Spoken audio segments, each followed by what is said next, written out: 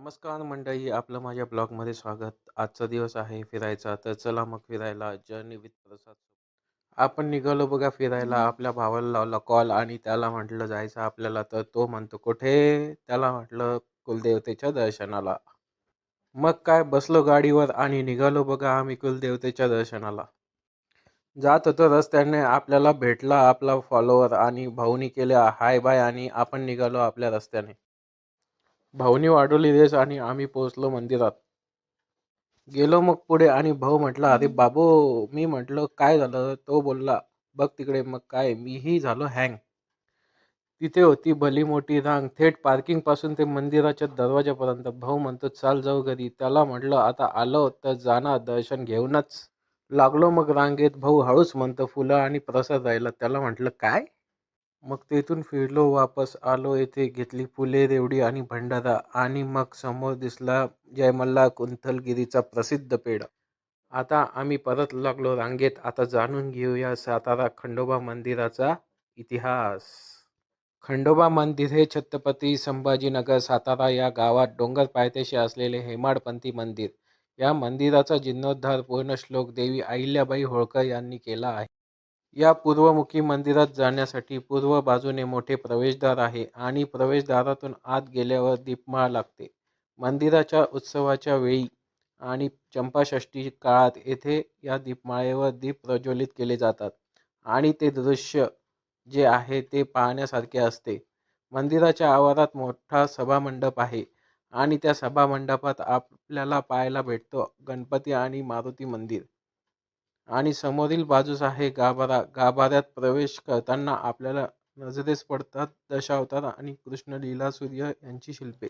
येथील खंडोबा यात्रा जेजुरीप्रमाणे लोकप्रिय आहे, म्हणून याला जेजुरीचे प्रतिरूप मानतात. श्री खंडोबा दैवत जागृत नवसाला पावणारे व सातारा परिसराला शहराला भरभराट देणारे मानले जाते.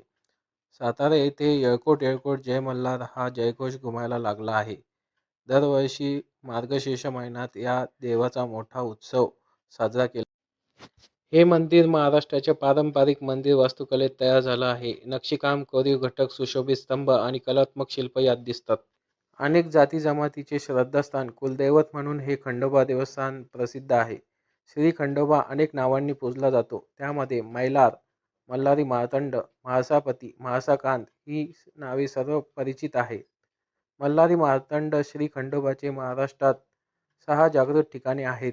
5 ठिकाणे हे कर्नाटकात आहेत. असा होता सातारा गावातील खंडेरायाचा इतिहास. आता येथील मुख्य पूजा ही विशाल धुमाळ व त्यांच्या परिवाराकडे आहे. तर कोणाकोणाचे कुलदेव श्री खंडेराव महाराज आहे ते नक्की कमेंट करून सांगा आणि कोणाकोणाकडे चंपाषष्ठीचा कार्यक्रम असतो तेही कमेंट करून सांगा.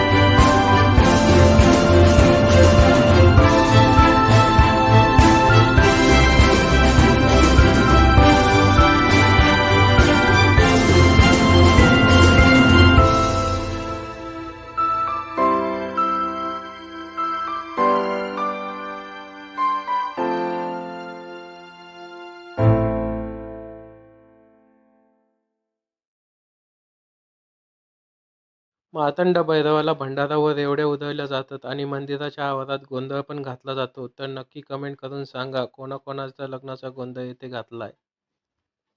अशा प्रकारे आम्ही खंडेरायाचे दर्शन घेतले व परत निघालो. असा होता आमचा आजचा दिवस. आमच्या पेजला फॉलो, लाईक आणि सबस्क्राईब करायला विसरू नका. आम्ही तुमच्यासाठी नवनवीन व्हिडिओ आणत राहू.